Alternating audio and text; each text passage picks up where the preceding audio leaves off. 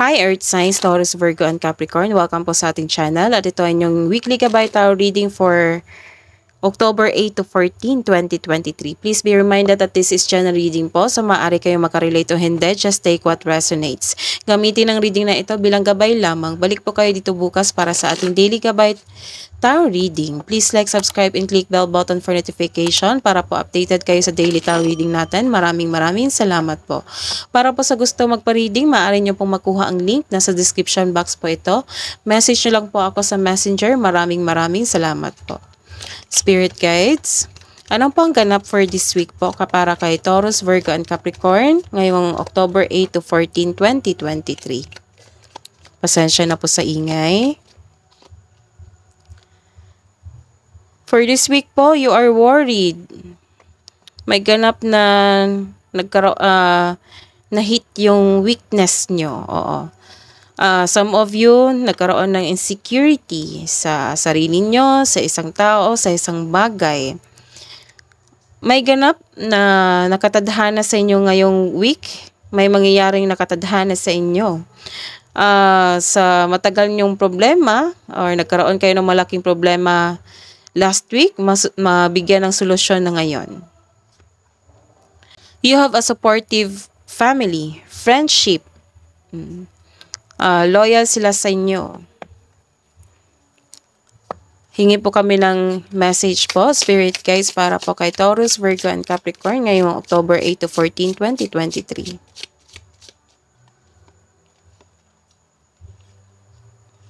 Potential. Think big for your future. Good fortune. Invite magic in. Invite miracle in. Wow. Let's see your energy for this week. Taurus, Virgo. Wow. Gusto niyang lumabas. The Emperor. Clarification cards po para po sa energy for this week ni Taurus, Virgo, and Capricorn. You are inspired sa week na ito, sa inyong trabaho. Mostly sa trabaho to nagkaroon ng victory sa inyong project. Nagkaroon din kayo ng panibagong ambisyon sa buhay nyo. You are controlling your emotion, controlling your finances. Maaring maging kampante ka sa kung ano ang sitwasyon ka ngayon. Maaring maging kampante sa kung anong sitwasyon ka. Maari rin may makapangyarihang tao ang kasangkot o kaimpluwensya. This is also means a father figure, the boss type. Or this might be you.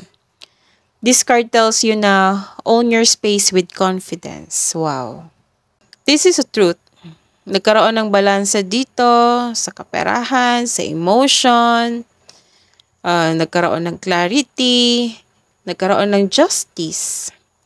May hustisya na parating sa iyo. This card asks you to use your logic and remain objective dahil ito ay nakakatulong na ma-uncover mo ang katotohanan sa isang sitwasyon. May positive outcomes in legal matters. Yes, mananalo ka. Some of you. Yung legal issues mo concerning sa property ay mariresolve na. May signing of contracts din dito. This card asks you to stay true to yourself and act with integrity. Have faith na ang imbalance na sitwasyon are now working out in your favor. Let's see your career and money for this week, October 8 to 14, 2023. Taurus, Virgo, and Capricorn, Spirit guides.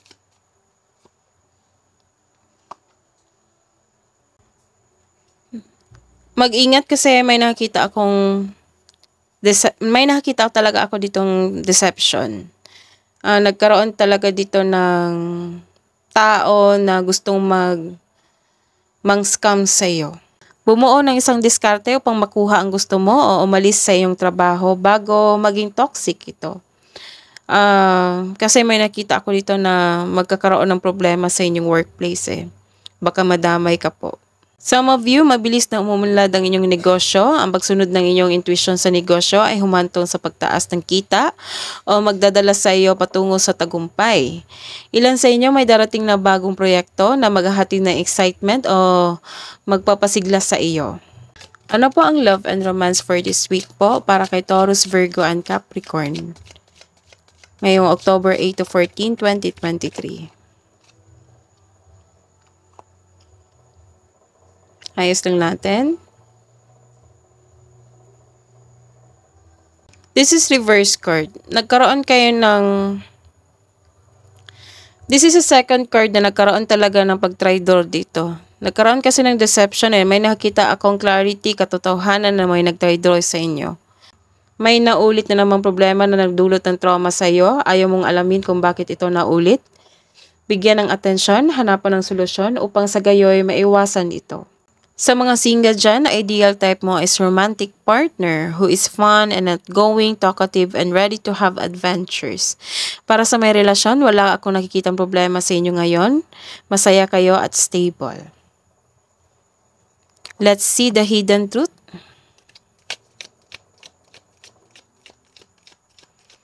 Hidden truth po, para po kay Taurus, Virgo, and Capricorn. Anong iniisip mo? Anong iniisip niya? Para sa mga single, finding out the truth crushed me. Sa mga may relasyon, I'm so attracted to you. Love advice po para sa mga single.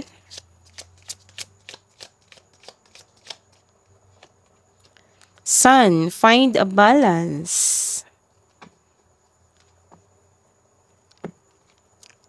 Love advice po para sa mga couple natin, Taurus, Virgo, and Capricorn, ngayong October 8 to 14, 2023. Trust. You need to have trust in a relationship in order for it to flourish. Love advice po.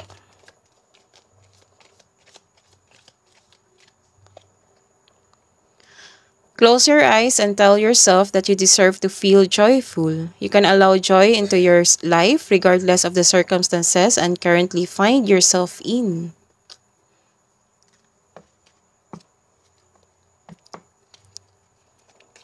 Spirit guys, ano po ang kabuang message nyo po, advice nyo po para kay Taurus, Virgo, and Capricorn ngayong week, October 8 to 14, 2023, Spirit guides?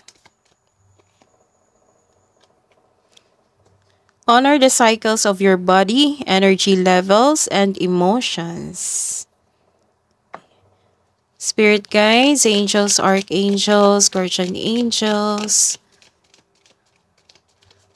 Message na po para kay Taurus, Virgo, and Capricorn ngayong week po.